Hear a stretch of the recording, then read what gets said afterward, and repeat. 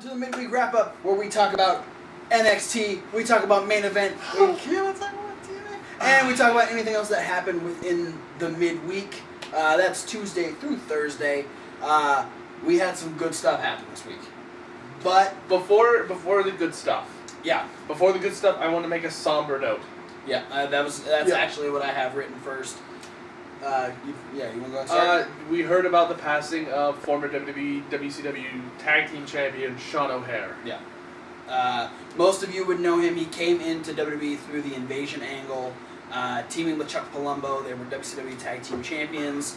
Had feuds with the Hardys. They faced the Brothers of Destruction a couple times.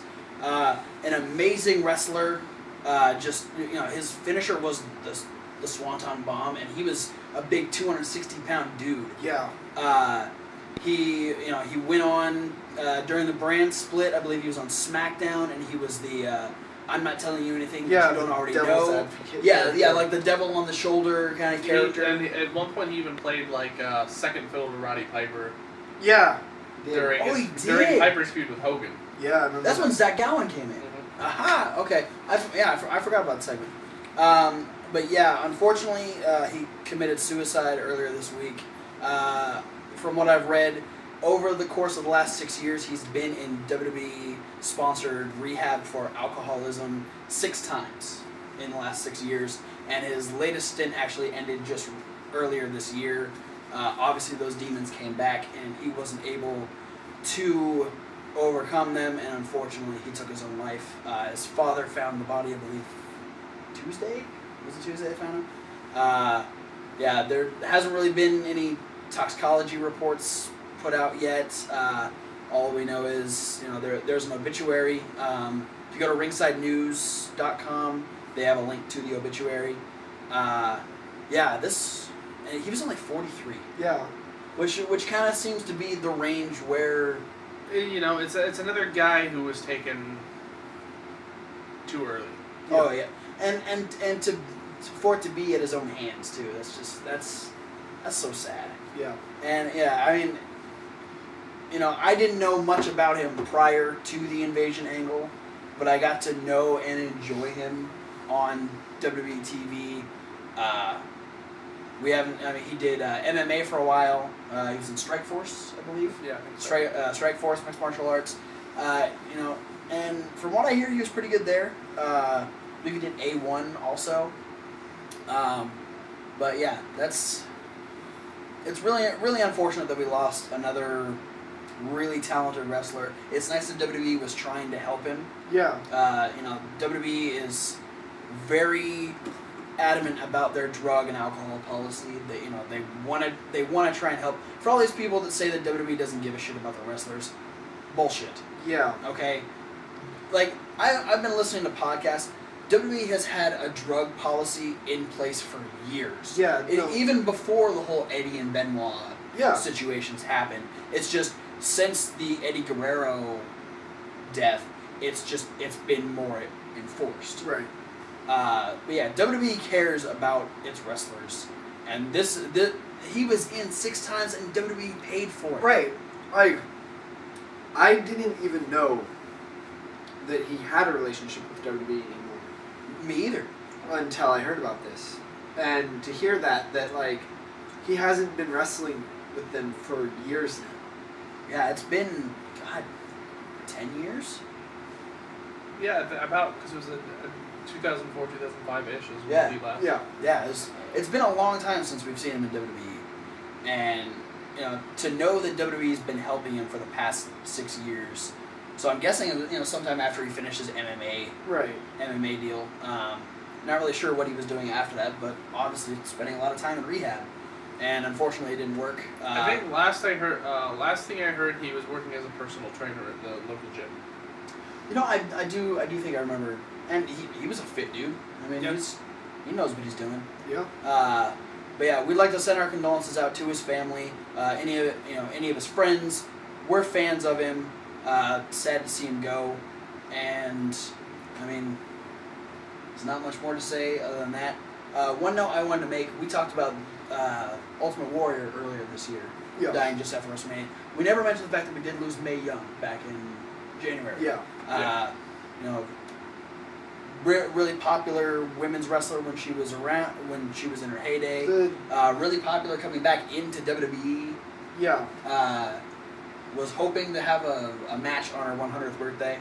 She made it to 91, so she was close. Yeah. And considered one of the toughest female wrestlers of all time. Oh yeah. Yeah. Like 80 years old and got powerbombed through a freaking table by Bubba. Bubba Ray. So I didn't know, but I was listening to Bubba talk about that. First, he did the powerbomb through the table in the ring. Then they did it off the stage. And apparently, after they did it off the stage, she talked to Vince and said, I want to do that off a cage. Mae Young. She was crazy. Yeah. Just freaking crazy. I'm kind of glad that never happened. Yeah. Yeah, I would. I feel like she might not have made it to 91. Yeah, I would have been. Well, I think I would have trusted Bubba. Yeah, that would have been one of the ones where Bubba, like, she probably wouldn't have hit at all.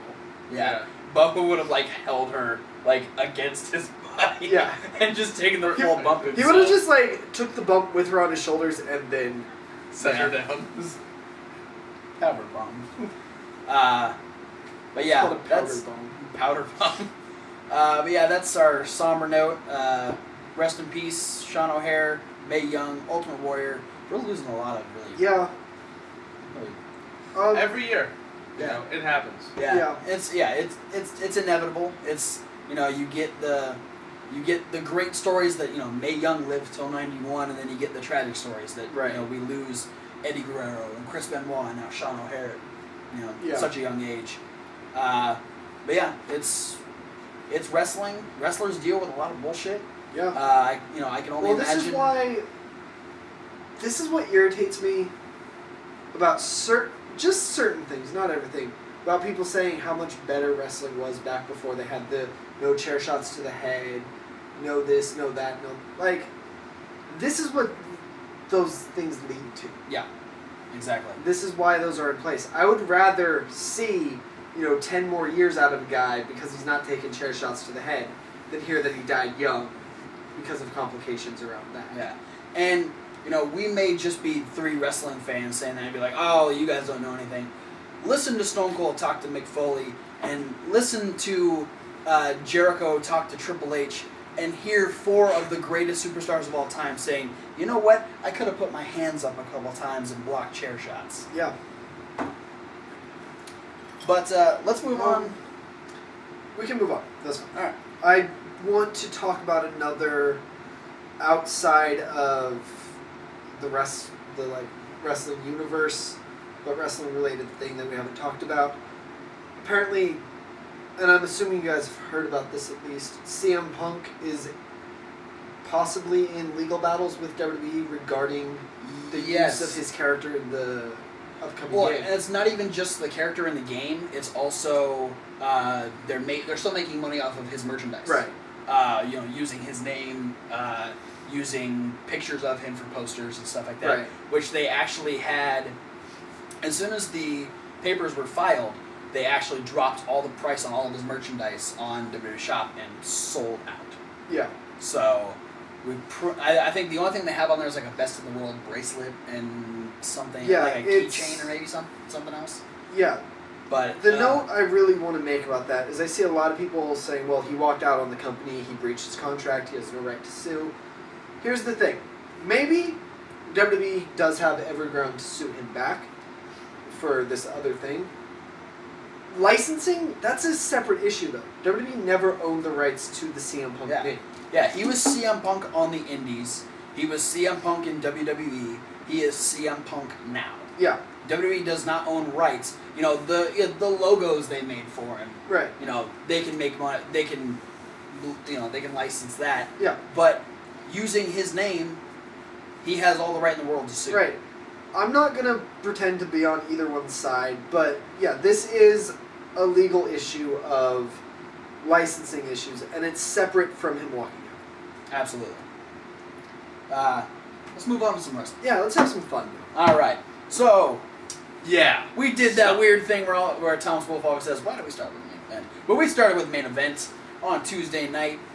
We had Rollins. What's funny about that is I've gotten to the point where I won't remember to make that joke if you don't bring it up.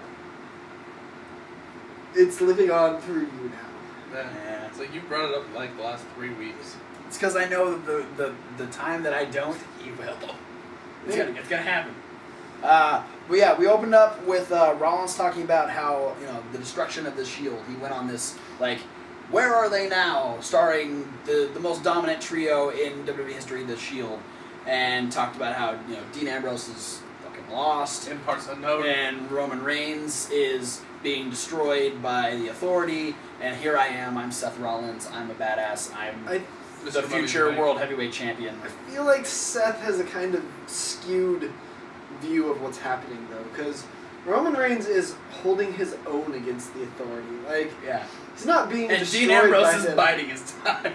Well, I mean, sure, Dean Ambrose is gone because you stomped his head into dust.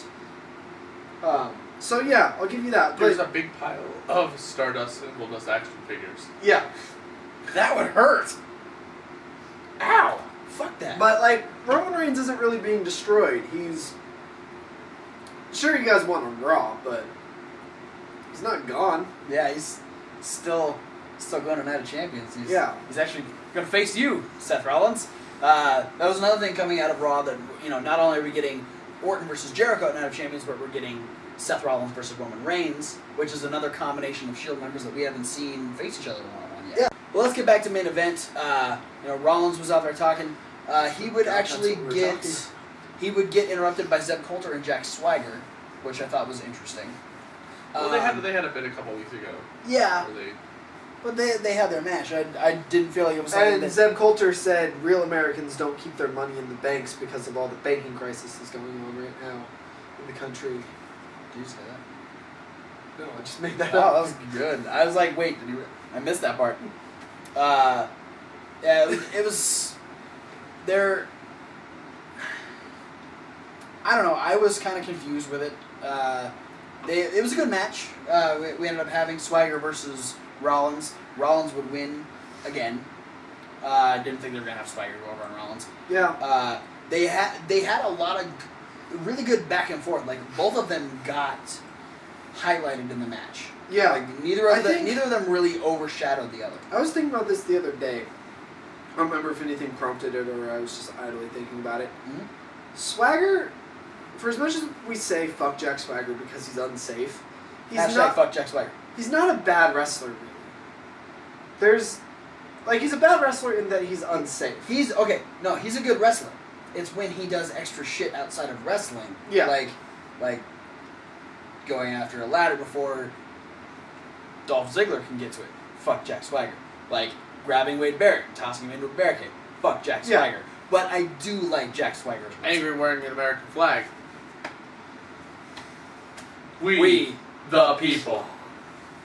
But yeah, it was a good match. I think it was to maybe spur a little bit more of the Swaggers on a losing streak, but yeah, Coulter was a little angry at the end, but then As you would be if you're Yeah. managing somebody on a losing streak. exactly. But up next we had Slater Gator in the back with their fucking dry erase board plan for wabbit hunting. Can I take a back step real quick? Okay. Next time, is it too much to ask for next time Zeb Coulter gets really angry, he can go off on a shouting tangent like Yosemite Sam? No, I don't think that's too much to ask. Oh man, we're gonna get Looney Tunes on WWE. Why not? We've had the Muppets. This is true. Yeah. It's dude. Oh. That's gonna be a Space Jam. Yes! sequel. That's what I was gonna say! Space Jam 3 with the WWE. I'd be okay with It's this. gonna be called Space Slam. Even Yes! better. Yes, that wins. But yeah, wabbit hunting. They've got a plan drawn out to catch the rabbit. Heath Slater really likes coming up with plans like this. He did. This is true. He did try to catch Hornswoggle. It was El Torito. Did he? Maybe it was both. I think he tried to catch Hornswoggle. But it was also. with 3MB. He was trying to catch El Torito. It's him and Jinder Mahal, and Drew wasn't there. Well, that's why this one fucked up. Yeah, and they were like, okay, so how do we catch the little bull? And Jinder's like, oh, we need a net. And they're like, yeah. Who has a net? Drew has a net. Drew's not here. Well, guess what? We'll talk about a net in a little bit. But after this, we had Cesaro versus Zack Ryder. Ryder got offense. Like, they had a good match. Yeah. Like, Ryder got to do stuff. Ryder has, I feel, been making sure he gets offense. Yeah. Like, And he comes out on fire. Yeah, he does. And I don't think there's a better guy to go against than Cesaro. In a scenario, if you're per se a WWE jobber, like a Zack Ryder, like a Heath Slater, Right. Cesaro's one of those guys who will work to put them over. Yeah. Even if he's gonna win. Yeah. Yeah, it was like it was cool to see Ryder get his stuff in. You know, Cesaro let him get a little leeway. Obviously, Cesaro would win. Yeah. Uh, Well, I feel like Ryder's a guy who probably has a lot of support in the back from the rest of the talent. oh yeah, people realize how hard of a worker he is. Obviously. They realize how hard of a worker he is. They realize how over he is, or was at least. And like, I think they feel like, you know, if you ignore the politics of like, well, I want to be in the spot, they feel like he should. I think a lot of people feel like, okay, Ryder should have something. Yeah, Just from hearing people talk about it. yeah. And I think Cesaro's definitely one of those guys. It's like we should be doing something with Zack Ryder, so I'm gonna do something with the little bit I can. Yeah, absolutely. But after he beat Ryder, Renee Young would get in the ring and start doing an interview. Go, you know, congratulations on your win against Zack Ryder. And Cesaro goes, are you surprised? And Renee goes, well, no, not really. He goes, that's what, do you doubt the ability of Zack Ryder? Just messing with Renee. And Claudio, then, king of double standards. yeah. You know, that's like heel tactic 101 though. Like never let the interviewer be right. Yeah. What did you just call Cesaro? Claudio, Claudio? No, the what of king. the king of double stand? It's funny you should say that because not only would he say, not only am I the king of swing, but I'm also the king of wrestling. And I was like, aha, there's a connection there. Yeah. Because as on the Indies, he was part of a stable called the Kings of Wrestling. Right, and he's the only one who's actually in WWE, so therefore he gets the crown to himself. This is true. Sorry, Chris Hero, but that's just the way it works. Yeah. But then he would go on to say, you know, he's not worried about Sheamus. He's going to Night of Champions, and he's going to be the new United States And champion. you know something, Chris Hero, if you have a problem with me saying that, you can come here to the Wrestling Rundown and we'd address love, it. And we'd love to interview you. Yeah. And if you want to beat the hell out of Thomas Wolfe, Do it. I mean, he's... I... Can we videotape Do it. it and put it on YouTube? Yeah. So, okay. Put so, him right through this table. Yeah, that's fine. I got it for free. So next, Cheap ass. we had a really strange moment where all of a sudden they're like, I think it was meant to look like, oh, here comes Adam Rose, who's coming out to the ring, and you got all the rosebuds behind him, and they're dancing and whatnot, and they turn the corner, but the bunny stops and looks and sees a carrot hanging from the ceiling, goes over and looks at it, and then kind of goes like that, and he ducks, and you see Titus throw a net and catch Heath Slater, and then they just argue about how stupid the plan was. Well, my question is, where did they get the net? Because Drew's not around anymore. Drew left it with Heath. Yeah, it was, Oh. it was a present. It was, Okay. it was like, hey, Going away gift. thank you for letting me be in your band. Okay. Here's my net. But yeah, I don't know. All that blame has to go on Titus O'Neil. Well, yeah. I'm gonna be honest. The bunny didn't move that fast. The bunny looked at the carrot. If Titus would have sprung faster, they would have caught the damn bunny. But the bunny was able to see Titus get ready to throw the net. Well, And But why not do Heath Slater? Because Heath Slater was like on the other side. but it was Heath's plan. Though. here's what I will say in Titus O'Neil's defense. It's really obvious when a horse runs at you with a net. That's true. Yeah, it doesn't get much more obvious than that, does it? So then we get Adam Rose versus Titus O'Neil. We got the bunny on one side. We got Heath Slater on the other side. Heath Slater actually climbed under the ring to try and get the bunny, and the bunny ended up kicking him in the face, and Adam Rose got another win on You know Titus what it O'Neil. should have been? Huh. Should have been Slater reaches under the ring to get the bunny, and then like grabs it, and he's like, "Yeah, I got it," and then pulls out Hornswoggle. What are you doing? Hornswoggle's wearing bunny ears. Yeah. Oh, that'd be hilarious. That's gonna be an Easter thing, right? No. Yeah, we get another win from Adam Rose. I am wondering how long this is really gonna go. Until somebody gets released. Yeah. Well, that was Titus like, O'Neil. until Vince gets bored. Vince probably watches, like, he just sits on it. I imagine Vince sitting on a couch with a big bowl of cereal, just like, Yeah. he almost, the bunny outsmarted me. They need to try to lure him with tricks. That'd be good. I think they need Neither to of them are use- kids, though. Yeah, but they can still try to lure the bunny. They need to do the box with the stick. Yeah. I actually thought that's what they were gonna do at first. I'm glad that I'm kind of glad they didn't go that way. Yeah. That'll be main event this week. Yeah. Probably. But then we had our main event. More highlights for NXT. We had the NXT Tag Team Champions, the Ascension, come out and have. It was an okay match. I felt like it was trying to be squashy, but not be squashy. Yeah. They went against the Matadors. Well, I feel like they gotta wean the Ascension off of beating everybody to death. Yeah. Yeah. They're like, hey, you actually have to defend your titles this week, so we're gonna actually put you in a match where you have to fight. Yeah. They're weaning them off of destruction. Yeah, it was still a good team to put them against. Matadors didn't quite have the aggression they had the week before against Dusted Us, but we're still They good. didn't have the personal vendetta. Yeah, Yeah. still They didn't hawk the Ascension's tiny bowl. the Ascension goes out with a tiny bowl. That's No, That's the really Ascension's come going to come out with a regular sized bowl, but they're just going to Fuck. be carrying it. fuck. It's got wings. That's an epic bowl right there. It's some sort of like devil reference or something. Bowl. Maybe. I don't know. But yeah, we Apparently, I'm assuming the Ascensions are Satanists. To me, a winged bowl sound like winged bowl. That sounds like something you say when someone's bullshitting you. Yeah. He's being a wing bowl. Bowling. Bowling. But we had the Ascension win, looking strong going into their tag team title match.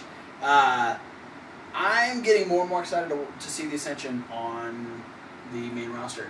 Yeah. As a mainstay tag team, because Yeah, they're going to beat people up. yeah, and they've got teams like Slater Gator, and they've got the Matadors that they can run through before they get to the heavy hitting teams like the Wyatts and the Usos and Dusted Us, and it's. I hope that if they do get to the Wyatts, they let the Ascension mention that they beat them for the tag titles. That'd be neat. Interesting. Like just let them bring up the history. Because they kind of don't do that anymore. This is true. That was it for main event. Due to the schedule switch, we're going to get rid of the crap first before we move on to the awesome midweek stuff. Okay. TNA. I didn't watch TNA. Thank just you for putting stuff on YouTube, because I can just watch clips and I don't have to hurt myself. Thank you for putting stuff on YouTube. Yeah, no problem. That's what I do. First, Thank you. for Something nice that you did. thanks, man. So first we had. Didn't hurt. Oh, fuck. We had. God, why are they doing this Bray Wyatt ripoff bullshit? Because And people why- like the Wyatt family. But why would James Storm? He already had a character. Because he has a beard. Oh, fuck. Yeah, they didn't have to invest in somebody else beardy. They should have done Eric Young. Yeah. Eric Young Dude, should if have they been the did Bray Wyatt an knockoff. Eric Young, like, parody Wyatt family, I'd be all for that. That'd be, yeah. Like, What like if they did the Prince Justice Brotherhood as That's the the Wyatts? Wyatt. It'd be like TNA doing Stone Cold Shark Like, Boy. I could Yeah, see... well, 'cause it would be the Prince Justice Brotherhood with Shark Boy in it. Well, Oh, fuck. Eric Young, he'd be like, He'd be the follow the parakeets. Or something like that. follow the sloths. This is gonna be follow the buzzers, and he's just got a buzzer in his hand. Yeah, so they're building the Calbray Wyatt family with they Who? what? You said Calbray Wyatt. Yeah, It's like mood. They they've already got the Great Sonata now, and now they're trying to turn Manic. Which is weird because last time I watched TNA, it was my understanding that Manic had like a Spider-Man thing going on. Yeah, and I think maybe that's why we thought he was potentially healed the other week when they did that weird 6-man tag. Yeah. Well, I thought he was face accessible. originally because Yeah, I don't know. doing his weird Spider-Man. I don't know, but he was Spider-Man's good. tied up in a shack, and James Storm was taking his mask off, which I think they're just going to turn him into T.J. Perkins, who is the person who's Manic. No, it's gonna be a swerve and it's gonna be Christopher Daniels again. His name's just gonna go from manic to depressive. And then back to suicide. Oh. Hey. We're not. No. Suicide's not funny right Okay, but that was his name. now. It was. Well, no, that was Kazarian. Yeah. Christopher Daniels' name. And Kiyoshi. And Kiyoshi. Yeah, I don't get it. He's calling them the Awakenings, which is pretty sure they were already awake. Yeah, also, is it really the Awakenings or is it the Awakening? Because if it's the Awakenings, that's fucking dumb. Well, it's like every time he like gets a person to join the side. So it's there was the Awakening of Sonata. Now okay. there's I the thought you were Awakening saying of- that he was calling the team the Awakenings. Oh no. I'm waiting for them to come out and say The Awakened. They're gonna be the Awakened. Fuck. Yeah, Stop it. we're the Storm family. There's the storms of ruin. The perfect storm. Then we had match 3. Yeah, right? 2. Match 2. Whatever match. Something. Match number. Yeah, it was match number 2. Match number 2 in the tag team series. We had a tables match, which was picked by Team 3D. We had the Hardys win after Jeff Swanton threw, I believe, Davey Richards? maybe. Who's the taller one? I don't know. That one. That was the one that went through. I'm pretty sure it's Davey Richards. So they get to pick the match, which will happen in No Surrender. They pull out a ladder match because They of the pulled Hardys. a ladder match out of the ring. Yep. That's It was it was a TNA playset, and it had like all the figures Of the Wolves and the Yeah. Dudleys and the Hardys. and a ladder, and they're like, yeah. So That's it's. what we're gonna do. I mean, the Dudleys picked the tables match. The Hardys picked the ladder match. dude, they should come out with the Jeff Hardy toy that has like multiple like clip-on masks that are all the different face paints for him. That was. Okay. Yeah. Right to TNA or something. Yeah. Random. Well, we were talking about they put all the figures, Yeah. and so I just thought like that would be the way to Yeah. incorporate. So yeah, no I think surrender we could. will be a triple threat ladder match between the Wolves, the Hardys, and Team 3D. Which, like, We're gonna relive all the WrestleMania 16 Yeah. spots. no, my thoughts on that though God. is I know the table match is that's what the Dudleys picked. If you didn't watch last week's video, it's table match. I just said it. Did you? Yeah, I did. I didn't hear you. If you're not watching this video, I'm not watching it. I don't fucking pay attention. I'm thinking of my new line of Jeff Hardy action figures. So, but no, like the Hardys win the table match. Just pick a table match again. I know that's supposed to be the Dudleys thing, but You won, so Yeah. why not go with what won? It's like, we're gonna do another tables match, and the Wolves win again. They're like, fuck, that backfired. yeah. And that's when the Wolves get to pick something different because Well, no, if the Wolves won, that would have been their second win. oh no, this Team 3D won the first one because they get to pick Yeah, tables. That's right. I don't understand how this is fucking going because it's TNA. Let's move on to the good shit. NXT, Yeah. NXT, NXT. The camera. The